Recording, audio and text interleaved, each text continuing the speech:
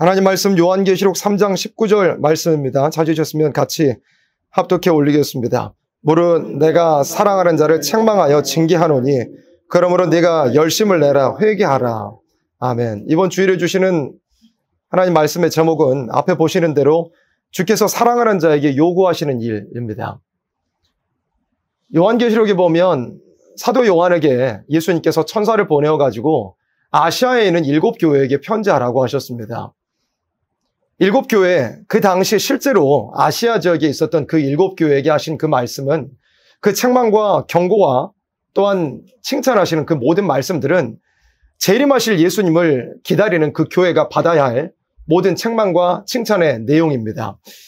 이 아시아의 7교회에게 하신 그 책망의 내용들을 우리 자신들이 재림을 기다리는 우리 교회가 받아들여서 그걸 가지고 회개하는 교회가 되어야 될 것이고, 또 그 당시에 있었던 아시아에 있는 7교회에게 칭찬하신 모든 말씀들이 우리 교회에도 칭찬하실 만한 그런 내용이 되어야만 다시 오실 예수님을 맞이할 만한 초대교회가 될 것을 요한계시록을 통해서 말씀하고 계십니다. 요한계시록은 그렇게 아시아에 있는 7교회에게 편지하시는 내용을 통하여서, 특별히 요한계시록 2장과 3장의 내용을 통해서 재림하실 예수님을 맞이해야 될 초대교회가 어떠한 모습을 갖춰야 될 것인지를 그렇게 알게 하셨습니다.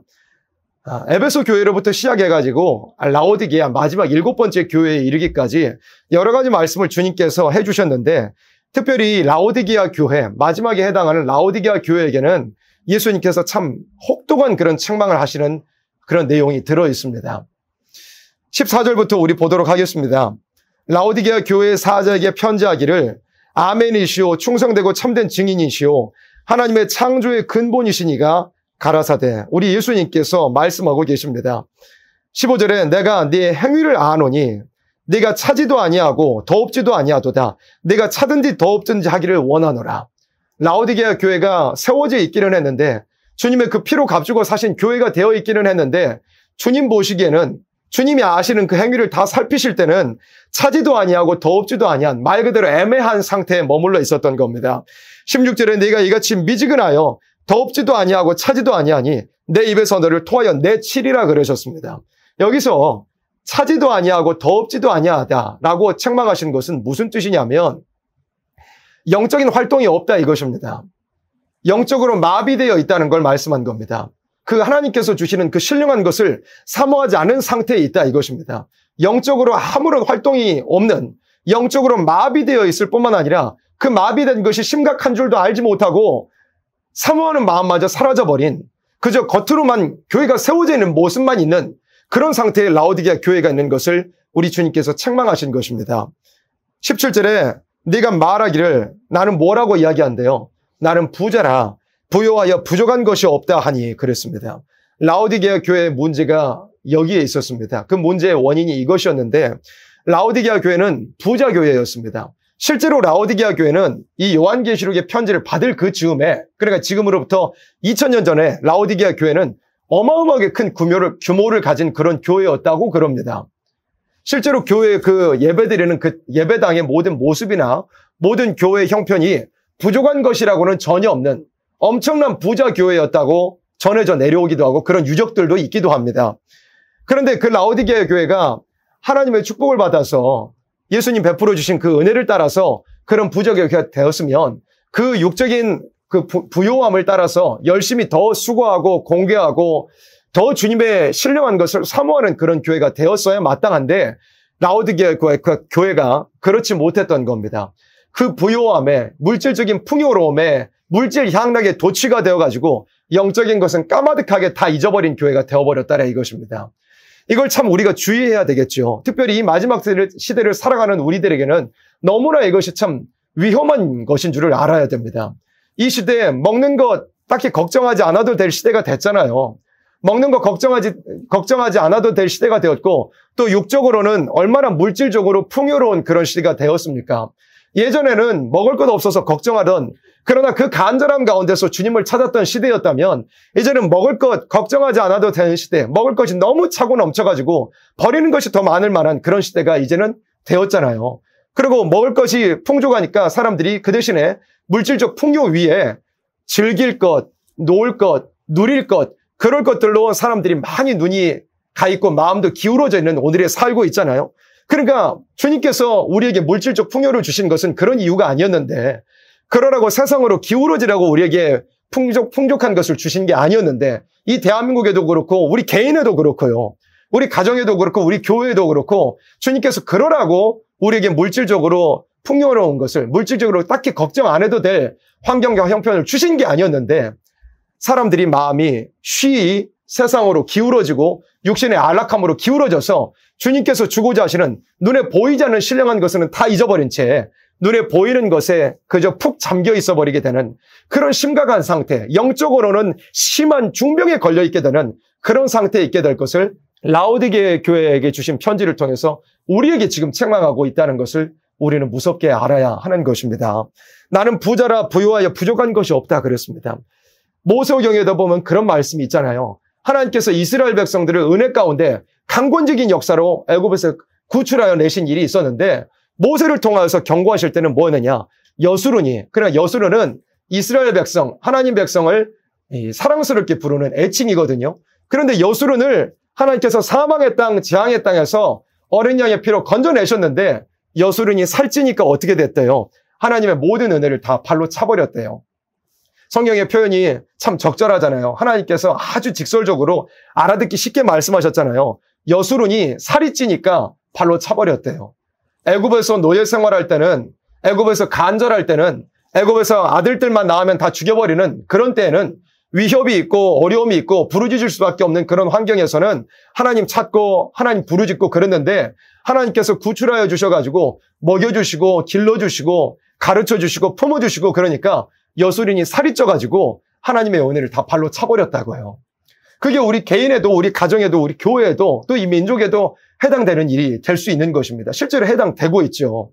얼마나 큰 물질적인 풍요 가운데 우리로 신앙생활 더 잘하라고, 신앙생활 더 잘하고, 전도 더 잘하고, 맡기신 사명 감당하라고, 복음을 전하라고, 다시 오실 예수님을 더 사모하라고 우리에게 환경과 형편에 여유로운 것들과 걱정하지 않아도 될 만한 그런 것들을 우리에게 주셨는데, 우리가 그 하나님의 베풀어 주신 모든 은혜는 다 잊어버리고 우리를 어디서부터 듣게 하셨고 어디서부터 이런 참 은혜를 받게 하셨는지를 다 잊어버리고 겉으로는 살아있는 것 같은데 영적으로는 주님이 보실 때는 너무 심한 중병에 걸려있게 되어버린 그런 현실을 우리 주님은 이 말씀을 통해서 지금 책망하고 계신 것입니다.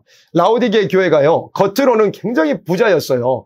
그리고 교회도 화려하고요, 교회 안에 들어있는 사람들의 모든 모습도 다 화려하고 그런 상태였습니다. 그런데 17절 계속 봐보세요. 네가 말하기를 나는 부자라 부요하여 부족한 것이 없다, 이런 상태에 있었거든요. 실제로 육적으로 부요했어요. 부자였고 부족한 것이 없는 교회였는데, 네 곤고한 것과 가련한 것과 가난한 것과 눈먼 것과 벌거벗은 것을 알지 못하도다 그랬습니다. 우리 주님께서 그 라오디게아 교회의 영적인 상태를 볼 때는 어땠느냐면, 겉으로는 곤고하지 않고 부자였고 옷도 잘 입고 교회 모든 재정도 풍족하고 뭐 부족할 것이라고는 없는 그런 교회의 모습이었는데, 주님께서 그 모든 교회의 행위를 살피실 때는, 주님께서 그 모든 교회의 영적인 상태를 살피실 때는 곤고한 상태였어요. 가련한 상태였고 가난했고 눈이 멀어 있고 벌거벗어 있는, 말할 수 없는 수치스러운 상태, 말할 수 없는 병자의 상태에 이 라오디게아 교회가 있었다는 것을 말씀한 것입니다. 물질적 풍요라는 것은 딱히 먹고 사는 거 걱정 안 해도 될 만한 환경에 있는 우리들은 영적으로 있잖아요. 잠들려고 하면 끝없이 잠들어 버릴 수도 있습니다. 바닥이 없는, 마치 무적행과 같이 바닥이 없는 그 구렁텅이로 우리의 영적인 상태가 끝없이 곤두박질 칠 수 있다 이 말입니다. 육적으로 평안하다 이거잖아요. 육적으로 안락하다 이거잖아요. 딱히 걱정해야 될 일 없다고 착각하면 우리의 영적인 상태는 끝없이 곤두박질 칠 수 있게 되는 겁니다. 바닥이 없이, 밑바닥이 없이 계속 곤두박질 칠 수 있게 되는 겁니다. 사실 그런데 우리에게는 기도해야 될 문제는 사실 많이 있잖아요. 내 자신도 주님의 재림 앞에 서기 위해서는, 그 환난 가장을 피하기 위해서는 끝없이 우리 자신을 깎아내면서 내 자신의 더러운 것을 파내면서 회개의 기도의 제목이 얼마나 많이 있는데, 또 우리의 가정을 봐서는 내 배우자, 내 자식들, 내 가정들, 내 친척들, 권력 친척들을 살리기 위해서 우리가 기도해야 할 제목들이 얼마나 많이 있는데, 또 이 나라 민족 가운데서도 살려야 될 생명들이 얼마나 많이 있으며, 고통받는 북방의 저 동포들이 얼마나 많이 있으며, 기도해야 될 제목들은 얼마나 많이 있는데, 육적으로 볼 때는 기도해야 될 제목이 안 보이는 것 같거든요. 평안하고 잠자는 거 이상 없고 머리 놓는 곳이 다 있고 먹는 거 상관없고요. 그러니까 사람이 육적으로 하자면 육적인 그 풍요로움에만 잠겨 있으면 물질 향락에 도취가 되어 있으면 세상에 누릴 것이 너무 많고 세상에 즐길 것이 너무 많고 맛있는 것이 너무 많고 그런 상태에만 머물러 있다면 그러니까 이 시대에 해와 공기를 어둡게 하는 무적에게서부터 올라온 그 연기 영적인 모든 활동을 다 마비시켜버리고 그 대신에 육적인 눈만 띄어지게 하는 마치 선악과가 그랬던 것처럼 육적인 눈만 띄어지게 하고 하나님의 그 약속은 무시하여 버리고 하나님을 바라보는 그 마음은 어두워지게 만들어버리는 그 미혹이 지금도 계시록 9장 1절로 이전에 말씀한 것처럼 무적에게서부터 그 미혹의 연기가 올라와가지고 모든 세상을 해와 공기를 어둡게 하되 영적인 활동을 다 마비시켜버리는 그런 오늘에 우리가 살고 있더라 이것입니다. 육적인 상태라면 기도할 것 없을 것 같아요. 걱정할 것 딱히 없을 것 같아요. 그러나 주님께서 보실 땐 그렇지 않다 이거죠. 사실 현실적으로 정말 기도해야 할 그런 시기, 기도해야 될 너무나 많은 제목들, 살려야 될 너무나 많은 생명들이 있음에도 불구하고 우리 자신들은 육적인 안락함에 취하여가지고 영적으로 주님께서 보실 때는 다 심한 중병에 중환자실에 누워있어야 될 그런 사람들이라 이거예요. 영적인 활동이 다 마비되어가지고 하나님과 교통하는 것도 다 끊어져 버린 하나님과 교제하는 것도 다 끊어져 버린 그런 상태에 있다는 것을 주님이 안타까워하시면서 책망하고 계신 것입니다. 우리가 무엇이 더 중요하겠습니까? 육적으로 잘 되는 것, 육적으로 풍요한 것이 중요하겠습니까? 아니면 우리의 영혼이 잘 되는 것이 더 중요하겠습니까?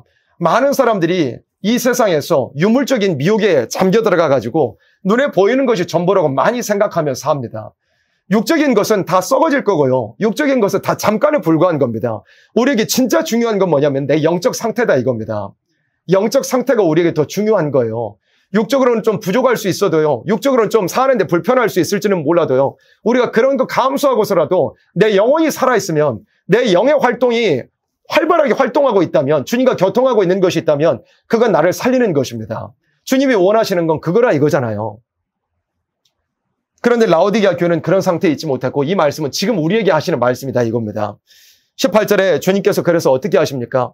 영적으로는 너무나 곤고하고 가련하고 가난하고 눈이 멀어 있고 벌거벗고 있는 그런 라오디게아 교회에게 주님께서 권하신다고 그랬습니다. 내가 너를 권하노니 그랬습니다. 불로 연단한 금을 사서 부요하게 하고 흰 옷을 사서 입어 벌거벗은 수치를 보이지 않게 하고 안약을 사서 눈에 발라 보게 하라 그랬습니다. 영적으로 말할 수 없는 처참한 상태에 있는 그런 라오디게아 교회에게 우리 주님께서 권하고 계십니다. 영적으로 살아나기를 원하시는 거예요. 주님께서 권하시는 거예요. 먼저는 주님께서 어떻게 하셨느냐면 이 앞구절에 봐보세요. 16절에 그러셨거든요. 네가 이같이 미지근하여 더웁지도 아니하고 차지도 아니하니 이건 영적인 활동이 전혀 없다는 거거든요. 육적으로는 그럴 때 돼도 살았다는 이름은 가진 것 같아도 영적으로 활동이 전혀 없는 거예요. 더웁지도 아니하고 차지도 아니한 거예요. 그러니까 주님께서 뭐라고 하셨어요? 내 입에서 너를 토하여 내치리라 그랬어요. 주님께서 강하게 경고하시는 거예요. 너 영적으로 살아나지 않으면 내가 너 토하여 내치리라 그러신 거예요. 근데 이게 진짜 토하여 내치겠다는 그런 말씀일 수도 있겠지만 그러니까 부모님이 그러잖아요. 부모님 너 말 안 들으면 너 매 맞아. 너 혼나. 그렇게 아주 강하게 경고하잖아. 왜? 자식이 진짜 집 나가버리기를 원하겠습니까? 자식이 매를 두드려 치기를 부모가 그걸 원하겠습니까? 그게 아니잖아요. 경고를 해가지고 각성을 주고 격동을 줘가지고 깨어나기를 바른 길로 가기를 부모는 원하는 거잖아요. 주님께서 그렇게 원하시는 거예요. 너를 토하여 내치리라 일단 경고해 놓으신 거예요. 그리고 주님께서 18절에는 또 뭐 하시냐면 내가 너를 권하노니 그런 거예요. 주님께서 사랑하시는 말씀으로 권고하시는 거예요. 정신 차리라고. 그 상태에 머물러 있지 말라고. 나와 대화가 끊어져 버린 그 상태에 머물러 있지 말고 우리 서로 연락하자고. 우리 서로 대화하자고. 사랑하는 사람이 연락이 안 되면 답답하지 않겠어요? 항상 매일같이 연락하던 사람이 매일같이 대화하던 그 사람이 연락이 안 되면 답답하지 않겠느냐 이거예요. 우리의 영적인 활동이 마비되어 있으면 주님과 연락이 끊어져 버린 거예요. 주님은 우리에게 날마다 전화를 걸고 싶어 하시고 당장에 옆에 오셔서 우리와 대화하고 싶어 하시는데 우리가 그걸 다 차단을 하고 있는 거예요. 우리의 영적인 눈은 다 감기어서 주님을 바라보지 못하고 우리의 영적인 통로는 다 막혀가지고 주님과 대화하지 못하고 그 대신에 우리의 육적인 눈만 밝아져가지고 죄악의 세상으로 향하여져 있고 우리의 마음도 다 세상의 것만 가득하여 있다면 주님은 그걸 안타까워하신다 이거죠. 그래서 우리를 권고하신다 그랬습니다. 내가 너를 권하노니 내게서 불로 연다는 금을 사서 부요하게 하고. 영적으로는 가난하거든요. 영적으로는 말할 수 없이 가난한 거. 영적인 활동이 없으니까. 주님께 영적인 활동을 하지 않으니까 주님께서 주시는 걸 받은 게 없어요. 영적으로 주님 보니까 너무 가난한 거예요. 찢어지게 가난한 상태에 있으니까 불로 연다는 금을 사가지고 부요하게 하래요. 또 흰 옷도 어떻게 알아요? 사가지고 입으래요. 벌거벗고 있으니까. 빨가벗고 있으니까 흰 옷을 사가지고 입으래요. 그래서 벌거벗은 수치를 보이지 않게 하고 영적으로 소경돼 있거든요. 영적으로 전혀 신령한 것을 분별하지를 못하고 있거든요. 그러니까 안약을 사가지고 눈에 발라서 보게 하라 이렇게 말씀한 겁니다. 근데 이 표현이 뭐냐면 그냥 준다고 한 게 아니잖아요. 뭐라고 하셨어요? 사라고 하셨어요. 금을 사가지고 부요하게 하라고 하셨고요. 옷을 사가지고 수치를 가리라고 하셨고요. 안약을 사가지고 눈을 떠라 주님께서 말씀하신 거예요. 이 사라는 말씀은 무슨 말씀이냐면 돈으로 사라는 말씀일까요? 그렇지 않잖아요. 우리가 세상의 돈으로 하늘의 신령한 것을 살 수 있습니까? 그렇지 않잖아요. 그런데 주님께서는 사라는 거예요. 뭐냐면 사라는 거는 세상 돈으로 사라는 건 절대 아니지만 뭐냐면 그 대가를 치러라 이거죠. 주님께서 우리에게 요구하시는 대가는 뭐냐면 희생을 요구하시는 겁니다. 그 희생은 뭐냐면 내가 원래는 마땅히 버렸어야 할 세상의 것들을 다 내려놔라 이거죠. 가장 먼저 우리에게 희생을 요구하셔서 나로 이걸 사라 하신 것의 첫 번째는 뭐냐면 내 자신을 부인하라는 겁니다. 내가 내 자신의 욕망을 따라서 내 육체의 정욕을 따라서 살아갔다면 내 영적인 상태는 마비되어 있던 상태에 있다면 그 자신을 부인하라 이거죠. 내려놨던 십자가 다시 짊어지라 이거죠. 그리고 주님의 뜻을 다시 따르기를 시작해라 이거죠. 그래가지고 그 희생으로 내 자신을 내려놓는 그 희생으로서 금을 사고 옷을 사고 안약을 사가지고 영적으로 다시 회복되라 이거죠. 영적으로 다시 살아나라 이겁니다. 다시 주님과의 기도의 자리로 나아가라 이거고요. 내 자신을 부인하고 우리가 원래는 내 시간도 내 육신의 힘도 내 모든 것을 다 내 육신의 정욕을 위해서 살았다면 세상 사람들과 다름없이 주님과 하는 모든 관계가 단절이 된 상태로 세상의 육적인 정욕을 위하여서 내 시간도 내 육체의 힘도 따라서 살았던 사람이라면 이제는 그거 다 그만하라 이거예요. 내 자신의 육체에 원하는 것은 다 부인하고 다 내려놔버리고 그 희생을 통하여서 주님만을 따르라 이겁니다. 내 생각은 다 접어버리고 주님과 대화하는 그 자리로 주님과 교통하는 그 자리로 주님이 나를 이끄시는 그 자리로 다시 돌아가라 이거예요. 주님이 나에게 그 지워주신 십자가 그리고 그 십자가 뒤에 있을 영광을 얻을 만한 그 길로 다시 돌아가라 이겁니다. 내 자신의 영적 상태를 한번 살펴보시기를 원합니다. 내 영적 상태가 예전보다 더 나아졌습니까? 아니면 더 퇴보하였습니까? 예전에 주님과 대화하고 예배드리는 것이 행복하고 말씀 먹는 것이 기뻐했던 그게 우리가 옛날의 추억으로만 남아있어서는 안 된다 이겁니다. 그런데 많은 사람들이 추억으로만 남아있는 것이 되어버렸습니다.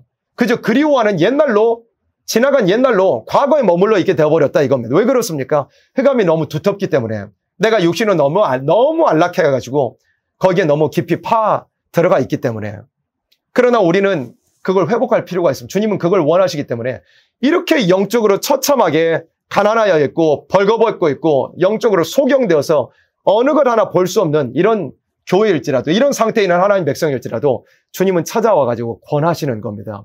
흔들어 깨워주고 계시는 것이다 이 말입니다. 주님은 왜 그럴까요? 주고 싶어 하시기 때문에 그렇습니다. 우리를 권하고 계시다는 것. 사람을 통해 권하기도 하시고 성령의 음성을 통해 우리를 권하기도 하시고 말씀을 읽을 때 우리를 깨닫게 하시는 일도 있고 이 방법 저 방법으로 성령께서는 우리를 권하고 계신 겁니다. 우리의 영적인 상태가 마비되지 않도록 우리의 영이 병들지 않도록 우리의 영이 잠들어 있지 않도록 깨우고 계시다는 거 권하고 계시다는 것을 우리가 느낄 수 있어야 됩니다.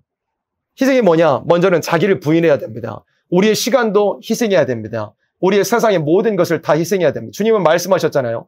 부모를 버려야 된다고요. 자식을 버려야 된다고요. 전토를 버려야 된다고요. 집을 버려야 된다고요. 세상의 모든 것을 다 버리지 아니하면 자기의 소유를 다 버리지 아니하면 내 제자가 될 수 없다고 주님은 말씀하셨거든요.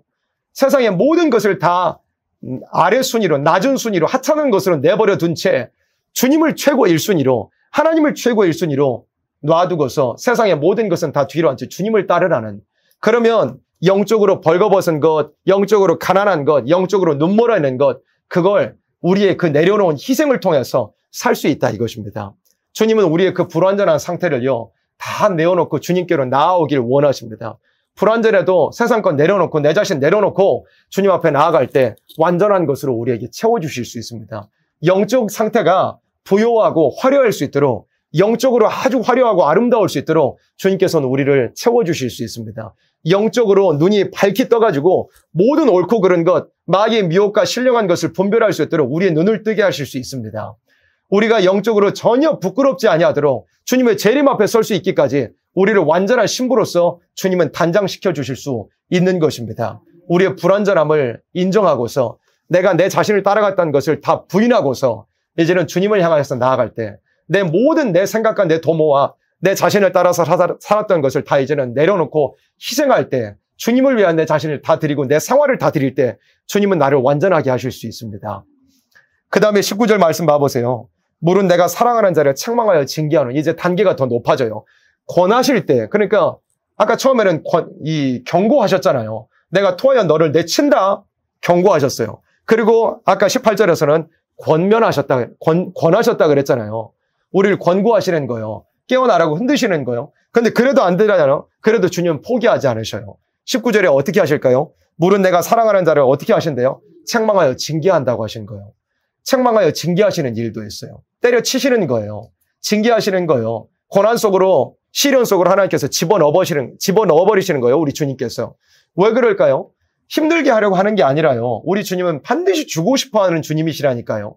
우리 사람이 절대 그거 잊어버리면 안 돼요. 내가 택함받은 사람이잖아요. 내가 주님을 만난 경험이 있어요. 내가 주님을 진짜 인격적으로 영접했고 성령의 인이 나에게 있고 나는 반드시 천국의 시민권을 얻었고 나는 버림받지 아니할 사랑을 체험한 사람이에요. 근데 나에게 어려운 일이 있잖아요. 그게 주님의 징계일 수 있는 거예요. 사람이 어리석을 때는 원망할 때도 있거든요. 왜 주님 나에게 나타나주지 않으셨냐고. 주님 왜 나에게 어려운 일을 주시느냐고. 주님 살아있으면 이럴 수 있느냐고. 그런데 그게 어리석은 질문이고요. 어리석은 원망입니다. 자기가 주님을 떠나서 멀어져 있던 것을 생각하지 못하는 거죠. 그게 어려운 일을 당했던 게요. 우리의 개인에도 그렇고 우리의 가정에도 그렇고 모든 것이 있잖아요. 영적으로 당하는 것, 그러니까 징계라는 것은 육적으로 당하는 징계뿐만 아니라 영적으로 당하는 모든 징계도 있는데요. 그 징계를 우리에게 주시는 이유는 뭐냐면, 나에게 어려운 일을 주시는 이유는 뭐냐면 내가 잘못했기 때문에 그래요. 잘못했기 때문에 주님께서 권하시는 시기도 분명히 있었을 거예요. 나를 붙잡아 주시려고 나를 권하시는 시기도 있었을 거라고요. 내 자신이 그걸 놓쳐버렸잖아요. 근데 주님은 나를 놓치지 않으시거든요. 그러니까 나를 징계하여 책망하기까지 하시는 거예요. 나를 책망하여 징계하시기까지 하는 거예요. 어려운 일을 당해서라도 그 과정을 통해서 내가 잘못했다는 걸 회개하고 내 영적인 것을 다시 살아나게 하고자 하시는 그 주님의 이 뜻과 경륜이 계신 줄을 우리가 알아야 돼요. 왜 그럴까요? 주님은 무조건 주고 싶어 하시는 주님이시기 때문에. 사람이 의심하지 말아야 되는 거예요. 의심하는 죄가 제일 큰 죄입니다. 주님은 반드시 주고 싶어 하시는 주님, 결코 주고 싶어 하시는 주님이시는 것을 우리가 잊지 말아야 됩니다. 내가 예를 들어서 내 자신도 그렇고 내 가정도 그렇고 어려운 일이 닥쳐왔다. 너무 힘든 일을 지나왔다. 그런데 주님께서 나타나지 않으셔서 나를 도와주지 않으셨다라고 생각할 만한 그런 시절과 그런 기간들이 있었다면 내 자신이 회개할 걸 먼저 찾아야 됩니다. 내가 주님을 먼저 떠나버린 것이 있었다면 그 징계와 그 어려움과 그 고난들은 있잖아요. 나를 돌이키기 위한 주님의 방법이었다고요. 그런데 내가 회개하잖아요. 그 모든 그 주님께서 돌이키실 수 있습니다. 그 모든 당한 고난 다 싸매주실 수 있습니다. 그 모든 당한 어려움들 주님께서 회복시킬 수 있습니다. 내 개인에도 그렇고요. 내 가정에도 그렇고요. 내가 육적으로 어려운 일을 당할 수도 있어요. 그러니까 예를 들어서 뭐 여러 가지로 주님의 징계는 방법이 다양한데요. 사람의 뭐 분량에 따라서 사람의 어떤 환경과 형편에 따라 징계를 주시는 방법이 다양한데요. 내 개인에 있어서는 여러 가지 징계를 주실 수 있겠죠. 뭐 물질적으로 손해보게 하실 수도 있고요. 어떤 무슨 세상적으로 형통하지 못하게 하실 수도 있고요. 내 몸을 치시는 일도 있고요. 징계하시는 방법은 여러 가지예요. 사람이 원망할 건 절대 없어요. 내가 택함을 받은 사람이고 주님이 나를 사랑하신 걸 내가 일단 알았던 사람이라면 주님은 나를 포기하지 않으시고요. 주님 나를 그렇게 징계해서라도 나를 살아나게 하시는 주님이에요. 주님은 나를 주고 싶어 하셔서 그렇게라도 이끌어 가시는 주님이신 줄을 우리가 알아야 돼요. 우리의 가정도 마찬가지거든요. 가정에 어려운 일이 닥쳐왔다고 생각을 해보세요. 사람 보기에도 너무 어려운 일, 도대체 이걸 어떻게 해결할까 하는, 사람으로는 회복의 소망이 전혀 보이지 않는 그런 고난과 시련의 과정을 거칠지라도요. 그 전에, 그걸 원망하기 전에, 그걸 우리가 낙심하기 전에 우리가 주님 앞에 잘못했던 것이 있는지 회개하기를 원합니다. 회개할 때 주님은 그 모든 고난, 모든 이 벌어져 버린 그 상처라도 회개할 때 주님께서는 다시 회복시킬 수 있고 싸움해 주실 수 있다는 것을, 하나님께서 하시면 안 될 것이 없는 거예요. 주님이 그 어려운 상황을 통해서 답답한 그 상황을 주신 그 이유가 뭐냐? 우리로 너무 어려운 상황, 너무 힘겨운 상황을 주신 이유가 뭐냐? 나 회개하라고 그러시는 거예요. 회개해가지고 뭐 하려고요? 회복을 받기를 원하시는 거. 회복을 받아가지고 그것뿐만 아니라요. 그냥 원상태로 회복되는 것뿐만 아니라요. 더 크고 놀라운 영광을 주고자 하시는 거라니까요. 주님께서 나에게 요구하시는 거, 내가 세상 따라갔던 거, 내가 주님을 뒤로 했던 거, 내 영적인 상태가 마비되었던 거, 옛날에 은혜 받았던 거 다 까먹어버린 거. 그런데 주님은 나를 내버려 두지 않으셨다는 거. 나를 권하실 때도 있었고, 나를 경고하실 때도 있었고, 그것까지 다 무시해버렸더라도 주님은 나를 놓치지 않으시고 책망하여 징계까지 하시는 거. 주님은 그렇게 사랑이 많으신 분이에요. 주고 싶어서, 정말 같이 영광을 누리고 싶어서 우리를 내버려 두지 않으시고 우리를 아주 극심한 징계까지라도 이르게 하셔서 주님을 만나는 자리로, 주님을 찾을 수밖에 없는 자리로 결국 그 발걸음을 잡아 끌어 인도하시는 주님이시라는 것을 우리가 감사할 수 있기를 원합니다. 그래서 뭐라고 하셔서 19절에 물은 내가 사랑하는 자를 책망하여 징계하노니, 그러므로 어떻게 하라요? 그러므로 네가 열심을 내라, 회개하라. 열심을 내라고 하시는 거예요. 그러니까 아까 잠깐 언급했지만 다시 설명하자면, 징계라는 거는 있잖아요. 육적인 징계도 있거든요. 뭐 물질적인 거, 가정적으로 뭐 어려운 거, 그 다음에 뭐 내 육체가 연약해지는 거, 뭐 세상에 형통하지 못하게 되는 거, 그런 육적으로 실제 눈에 보이는 그런 징계들도 있는데요. 사실 더 무서운 징계는 뭐냐면 영적인 징계입니다. 영적으로 내가 마비가 돼버리는 거, 영적으로 내가 활동하지 못하게 되는 거, 그게 뭐냐면 주님께서 주시는 징계예요. 주님을 향한 사모하는 마음이 식어져 버린 거, 그 다음에 내 영적인 활동력이 마비되어 버린 거, 그 다음에 내 영적인 것을 사모하는 열심히 식어져 버린 거 있잖아요. 이것도 주님께서 주시는 징계예요. 왜 그럴까요? 내가 세상 바라봤기 때문에, 내가 영적인 걸 사모하지 않았기 때문에 주님께서 그걸 징계로 줘버리시는 거예요. 내 영적인 것이 마비되었다는 거는 뭐 다른 걸 탓할 게 있는 게 아니라요. 내가 회개할 게 있다는 거예요. 그러면 주님께서 회개하라 하셨죠. 그 다음에 열심을 내라고 말씀하신 것입니다. 우리가 육적인 징계도 그렇고 영적인 징계도 그렇고 모든 것이 주님이 나를 돌이키기 위한, 나를 회복시켜주고 뿐만 아니라 살아나게 하고 뿐만 아니라 더 큰 영광을 받게 하시기를 원하신다는 거, 함께 영광을 누리기를 원하셔서 그 모든 어려움도 주시라는 거 우리가 잊지 말기를 원합니다. 회개하라 그러셨습니다. 우리가 열심을 내기를 원하시는 주님, 우리의 영적으로 잠들어 있던 것이 있다면 이제는 깨어나기를 원합니다. 정말로 우리의 영적인 상태, 나 스스로를 돌아보아가지고, 내가 세상 바라보아가지고 내 영이 마비된 거, 내 영적인 활동력이 죽어버린 것이 있다면 이제는 박차고 일어나가지고 회개 자리로 나아가서 이제 다시 활발한 그런 영의 상태, 주님과 교제하고 주님과 대화하고 이 세상에 나의 사생활 가운데서라도 항상 성령 충만하여 주님과 대화하고 주님의 뜻을 구하고 주님의 인도하시는 대로 나아갈 수 있는 그런 우리의 모든 생활이 이제는 되어지기를 간절히 바라고 소망합니다. 20절 봐보세요. 볼지어다 내가 문 밖에 서서 두드리느니 그랬어요. 우리 주님께서 문 밖에 서서 두드리신대요. 우리의 마음 문을 두드리고 계신 거예요. 왜 그럴까요? 내 마음이 콱 막혀있기 때문에. 우리 어린이 찬양에도 그런 찬양이 있잖아요. 내 마음의 한 자리라고. 내 마음의 한 자리인데 우리가 마음의 한 자리에 무엇을 두고 있습니까? 여기 바탕화면에 한번 그림 한번 봐보시겠어요? 앞에 화면에도 띄어져 있는데 내 마음에 왕좌가 있어요. 내 마음에 앉아야 될 딱 한 자리가 있는데 거기에서 누구와 다투고 있어요. 주님과 내가 다투고 있죠. 내가 그 자리에 앉으려고요. 주님은 원래 그 자리가 사랑하시는 당신의 자리이신 것을 알고서 그 자리에 앉고 싶어 하시는데 우리는 문 쾅 닫아버리고요. 주님 문 밖으로 쫓아내버리고요. 내가 내 자신의 왕노릇 하고 있는 거예요. 내 삶은 내 거라고. 내 인생은 내가 결정한다고. 내가 원하는 대로 살겠다고. 주님이 나에게 무엇을 해주실 수 있냐고. 그렇게 사람이 착각하며 살 때가 많이 있습니다. 내 삶은 내 것이 아닙니다. 내가 세상을 바라보고 사는 것은 하나님과 원수되어 사는 것입니다. 스스로 멸망을 자초하는 것입니다. 그러나 주님은 우리를 사랑하심으로 닫혀있는 문이라도 쾅쾅쾅 두드리고 계시다는 거. 우리가 주님 내버려 두지 맙시다. 닫혀있는 마음의 문 밖에 우리 주님 얼마나 기다리고 계시겠습니까? 얼마나 외로우시겠습니까? 주님은 우리의 마음 문을 열고 들어와서 같이 함께 대화하고 싶으신데 볼지어다 내가 문 밖에 서서 두드리노니 누구든지 내 음성을 듣고 문을 열면 주님께서 막 부르고 계신 거예요. 내 자신의 이름을 부르고 계신 거예요. 우리 마음에 닫혀있는 문 밖에 오셔가지고 내 마음을 부르고 계신 거예요. 내 이름을 부르고 계신 거예요. 내 마음속에서. 문을 열어야 돼요. 내가 그에게로 들어가 그로 더불어 먹고 그는 나로 더불어 먹으리라 그랬어요. 주님이 내가 이제 마음의 문을 열 때 주님이 오셔서 나의 마음의 그 왕좌에 오직 한 분만 앉을 수 있는 그 왕좌에 내가 앉는 게 아니고 마귀가 앉는 게 아니고 세상에 앉아 있는 게 아니고 주님이 드디어 앉으신다면 주님이 어떻게 해주시느냐? 같이 먹게 하신대요.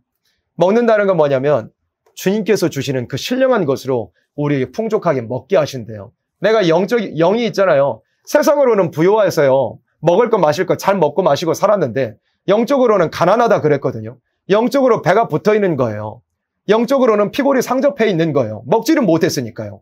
근데 내 마음의 문을 열고 주님을 모시잖아요. 그럼 주님이 같이 먹을 수 있게 해주신대요. 우리는 먹여주신대요. 세상에 줄 수 없는 그 만족함으로 세상에서 우리가 무슨 만족함을 얻을 수 있습니까? 세상엔 거 다 공허하고요. 다 썩어질 거고요.